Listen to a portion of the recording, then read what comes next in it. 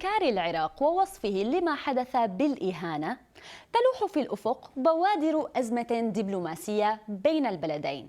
فرئيس الوزراء العراقي طلب من السفيرة السويدية مغادرة البلاد، كما سحب القائم بالأعمال العراقي في ستوكهولم. يأتي هذا مشاهدينا بعد أن قام العراقي سلوان موميكا بتمزيق العلم العراقي والقرآن أمام السفارة العراقية في السويد. قام موميكا اليوم ظهرا بتمزيق نسخة من القرآن والعلم العراقي أمام السفارة العراقية في السويد، وكان هناك أيضا أشخاص مناهضون لما يفعله يقفون خارج السفارة. السويد تقول إنها أعطت الموافقة لتنظيم تجمع صغير أمام السفارة العراقية في ستوكهولم، ولم تكن الموافقة على حرق أو تمزيق القرآن. ولكن سلوان كان قد كتب على صفحته في فيسبوك إنه ينوي تمزيق القرآن مجددا بالإضافة للعلم العراقي، وهذا بعدما أن أقدم على حرق القرآن في عيد الأضحى الماضي أمام أكبر مسجد في ستوكهولم. طبعا هذه التطورات سبقها اقتحام مناصري التيار الصدري لمبنى السفارة السويدية في بغداد فجر اليوم الخميس وإضرام النيران فيها. وتداول الكثيرون مقاطع فيديو وصور الهجوم على السفارة السويدية عبر مواقع التواصل، إذ يظهر المتظاهرون وهم يقتحمون المبنى استنكارا لقرار الشرطة السويدية. وحصلت اشتباكات بين القوى الأمنية والمحتجين، وأصيب 9 أشخاص من الطرفين بحسب تصريح لبي بي سي.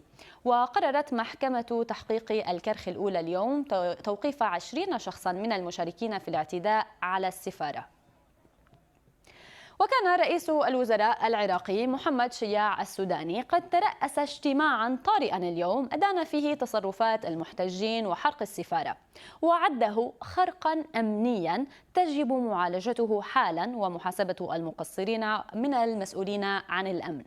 ولكن السوداني هدد أنه في حال تكررت حادثة حرق القرآن سيقطع العراق علاقته مع السويد، قائلا: الحكومة العراقية تؤكد أنها أبلغت الحكومة السويدية عبر القنوات الدبلوماسية بالذهاب إلى قطع العلاقات الدبلوماسية مع السويد في حال تكرار حادثة حرق القرآن الكريم على أراضيها، ومنح الموافقات تحت ذريعة حرية التعبير.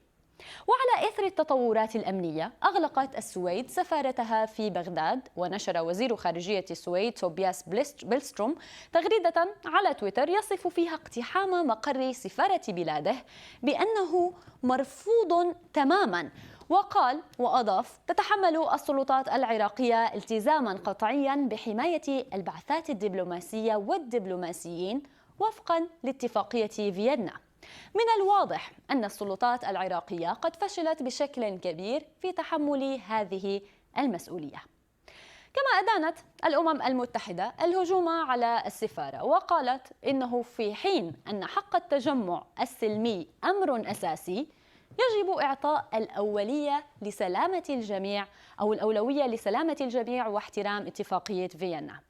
في ترندينج مشاهدينا تحدثنا مع باسم العوادي الناطق الرسمي باسم الحكومة العراقية، وسألناه عن تأثير ما حصل على البعثات الدبلوماسية.